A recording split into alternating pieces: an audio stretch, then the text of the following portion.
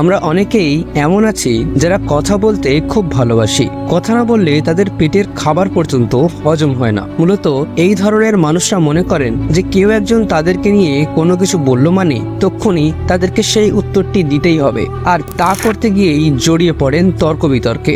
বলে ফেলেন এমন সব কথা যা হয়তো আপনার চাকরিটাই খেয়ে বসে। বিখ্যাত দার্শনিক পিথাগোরাস বলেছিলেন, a fool is known by his speech and a wise by his silence.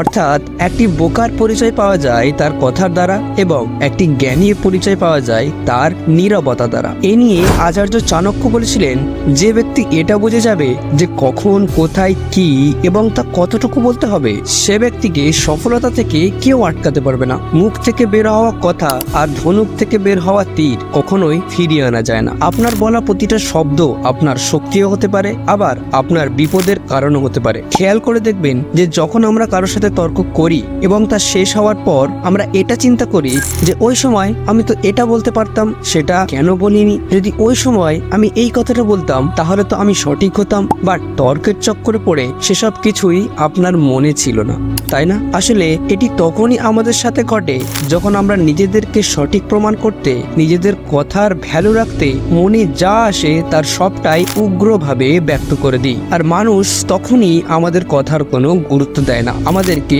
মূল্যহীন ভাবতে শুরু করে। বিষয়টি অনেকের জানা থাকলেও তারা নিজেদেরকে সঠিক প্রমাণ করতে গিয়ে চুপ থাকতে পারে না। অথচ ইতিহাস সাক্ষী বিশ্বের তাবড় তাবড় নেতা থেকে শুরু করে মহাজ্ঞানী মহারাজা এবং বর্তমানের সর্বোচ্চ সফল ব্যক্তিগুলোও এই কথাটি প্রমাণ করেছেন যে কথা বলে দেওয়ার মাধ্যমে নয়, বরং চুপ থাকার মাধ্যমেই অর্জিত হয় আসল ক্ষমতা। আর এই কারণেই আমাদের জানতে হবে যে কিভাবে সেই ক্ষমতা আমরা অর্জন করতে পারবো। তাই আজকে আপনাদেরকে বলবো 5টি এমন গুরুত্বপূর্ণ পয়েন্ট যা শুনে আপনি নিজের মধ্যে সেই ক্ষমতা আনতে সক্ষম হবেন। তো চলুন লেটস